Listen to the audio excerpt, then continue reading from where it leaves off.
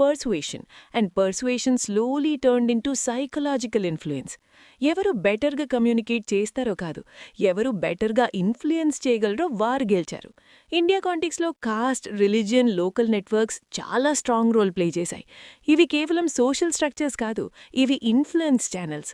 Ground level influence అనే concept ఇక్కడే build అయింది.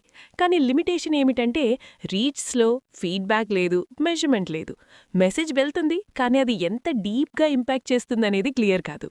అంటే పాలిటిక్స్ పవర్ఫుల్ ఉన్నా అది ఇంకా బ్లైండ్ గేమ్లా ఉండేది.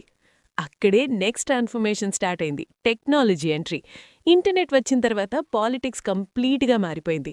ఇప్పుడు పాలిటిక్స్ గ్రౌండ్లో జరిగే ప్రాసెస్ కాదు, స్క్రీన్స్లో జరిగే psychological game. Social media platforms అనేవి న్యూ బ్యాటిల్ గ్రౌండ్ అయ్యాయి. కానీ ఇది ఫిజికల్ బ్యాటిల్ ఫీల్డ్ కాదు, ఇది మైండ్ బ్యాటిల్ ఫీల్డ్. ఇక్కడి నుంచి పాలిటిక్స్ స్టార్టప్ లాగా బిహేవ్ చేయడం స్టార్ట్ చేసింది. స్టార్టప్ ఎలా రన్ అవుతుంది? Clear idea, strong team, continuous funding, aggressive marketing, rapid scaling. Same model ఇప్పుడు పాలిటిక్స్లో అప్లై చేస్తున్నారు. ఐడియాలజీను ప్రోడక్ట్ లాగా డిజైన్ చేస్తున్నారు, పార్టీను కంపెనీలాగా రన్ చేస్తున్నారు, క్యాడర్ను టీమ్ లాగా మేనేజ్ చేస్తున్నారు, క్యాంపెయిన్స్ను మార్కెటింగ్ స్ట్రాటజీలలాగా ఎగ్జిక్యూట్ చేస్తున్నారు.